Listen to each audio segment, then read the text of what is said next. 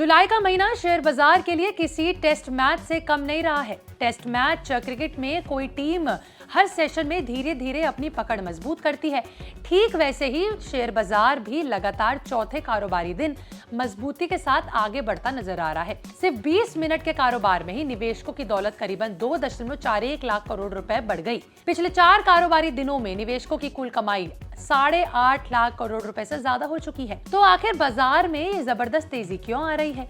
कौन कौन से फैक्टर्स बाजार को सपोर्ट कर रहे हैं? क्या आने वाले दिनों में भी ये रफ्तार जारी रहेगी? आइए आसान भाषा में आज के वीडियो में शेयर बाजार की इस दिलचस्प बात को समझते हैं। नमस्कार, मैं आपके साथ तनीषा, आप देख रहे हैं विस्तार। सबसे पहले नजर डालते हैं बाजार के ताजा हाल पर। देखिए, खबर लिखे जाने तक बीएसई सेंसेक्स करीबन 478 पॉइंट्स की तेजी के साथ 78,240 के स्तर पर कारोबार करता दिखा। वहीं निफ्टी में भी आपको 133 अंक की बढ़त दिखी और 24,405 के आसपास पहुंचा। अगर पिछले 4 कारोबारी दिनों की रिकॉर्ड को देखा जाए तो तस्वीर और भी दिलचस्प हो जाती है। 30 जून को सेंसेक्स 76,400 के स्तर के पास बंद हुआ। इसके बाद सिर्फ 4 कारोबारी स्तरों में सेंसेक्स करीबन 1716 अंक तक पहुंच चुका है। वहीं निफ्टी ने भी इसी दौरान 528 अंकों की शानदार बढ़त दिखाई है। अगर दिनवार आंकड़ों पर नजर डालें तो 1 जुलाई को सेंसेक्स 440 अंक के ऊपर और निफ्टी 140 अंक के करीब चढ़ा। 2 जुलाई को सेंसेक्स 570 अंक के ऊपर और निफ्टी में 170 अंकों की तेजी आई। 3 जुलाई को भी बाजार ने बढ़त बनाए रखी और सेंसेक्स 260 अंकों के ऊपर बंद हुआ। अब 6 जुलाई को भी बाजार लगातार चौथे दिन तेजी के साथ कारोबार करता नजर आ रहा है, यानी जुलाई की शुरुआत बुल्स के नाम रही है। अब सवाल है कि आखिर बाजार में इतनी तेजी आ क्यों रही है? इसकी पहली बड़ी वजह है कच्चे तेल की कीमतों में गिरावट आना। हाल ही में ओपेक प्लस देशों ने अगस्त महीने से तेल उत्पादन बढ़ाने पर सहमति जताई है। इसके बाद अंतर्राष्ट्रीय बाजार में कच्चे तेल की कीमतों पर दबाव देखने को मिला। जानकारों का मानना है कि अगर तेल सस्ता रहता है तो भारत जैसे तेल आयात करने वाले देशों को सीधा सीधा फायदा मिलता है। इससे महंगाई पर दबाव कम होता है, सरकार का खर्च घटता है और कंपनियों का मुनाफा बेहतर होने की उम्मीद बढ़ जाती है। और यही वजह है कि तेल की कीमतों में नरमी से शेयर बाजार को मजबूती मिल रही है। दूसरी बड़ी वजह क्या है शेयर बाजार के ऊपर जाने की? वो है विदेशी निवेशकों की वापसी। देखिए, प्रोविजनल आंकड़ों के मुताबिक पिछले कारोबारी दिन विदेशी संस्थागत निवेशक यानी कि एफआईआईज ने भारतीय बाजार में करीबन 1355 करोड़ रुपए की नेट खरीदारी की।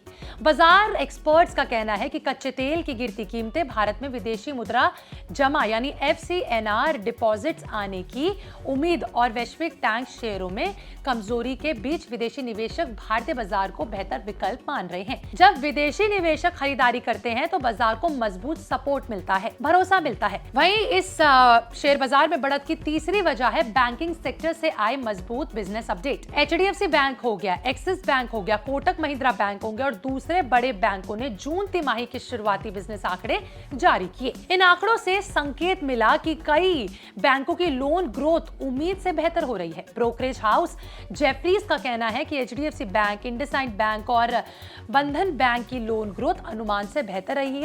इससे बैंकिंग शेयरों में खरीदारी बढ़ी है और पूरे बाजार को एक मजबूती भी मिली है। अब बात निवेशकों की कमाई की करते हैं। देखिए, 4 दिनों की इस तेजी ने निवेशकों की संपत्ति में जोरदार इजाफा किया।